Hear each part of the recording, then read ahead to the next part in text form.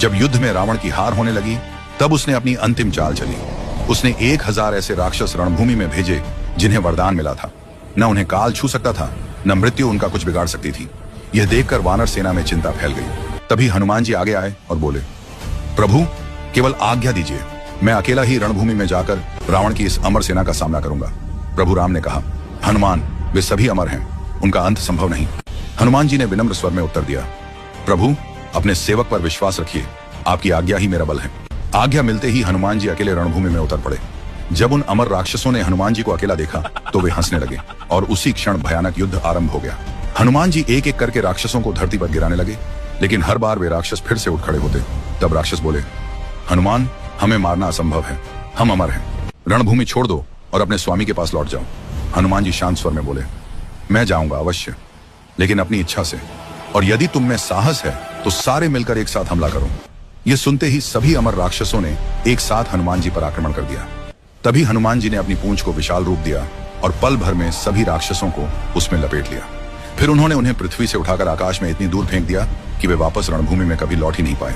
वे मरे नहीं क्योंकि वे अमर थे, लेकिन युद्ध से सदा के लिए बाहर हो गए, और इस प्रकार रावण की अमर सेना हनुमान जी के सामने निष्प्रभावी हो गई। जय श्री राम, जय बजरंगबली। जब युद्ध में रावण की हार होने लगी तब उसने अपनी अंतिम चाल चली। उसने 1000 ऐसे राक्षस रणभूमि में भेजे जिन्हें वरदान मिला था। न उन्हें काल छू सकता था, न मृत्यु उनका कुछ बिगाड़ सकती थी।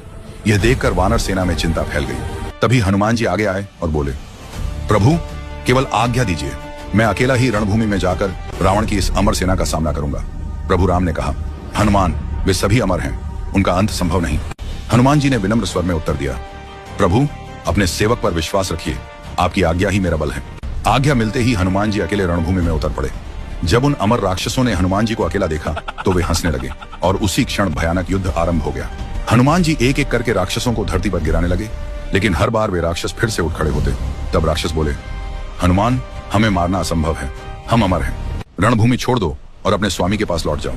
हनुमान जी शांत स्वर में बोले, मैं जाऊंगा अवश्य, लेकिन अपनी इच्छा से, और यदि तुम में साहस है तो सारे मिलकर एक साथ हमला करो। यह सुनते ही सभी अमर राक्षसों ने एक साथ हनुमान जी पर आक्रमण कर दिया। तभी हनुमान जी ने अपनी पूंछ को विशाल रूप दिया और पल भर में सभी राक्षसों को उसमें लपेट लिया। फिर उन्होंने उन्हें पृथ्वी से उठाकर आकाश में इतनी दूर फेंक दिया कि वे वापस रणभूमि में कभी लौट ही नहीं पाए। वे मरे नहीं क्योंकि वे अमर थे, लेकिन युद्ध से सदा के लिए बाहर हो गए, और इस प्रकार रावण की अमर सेना हनुमान जी के सामने निष्प्रभावी हो गई। जय श्री राम, जय बजरंगबली।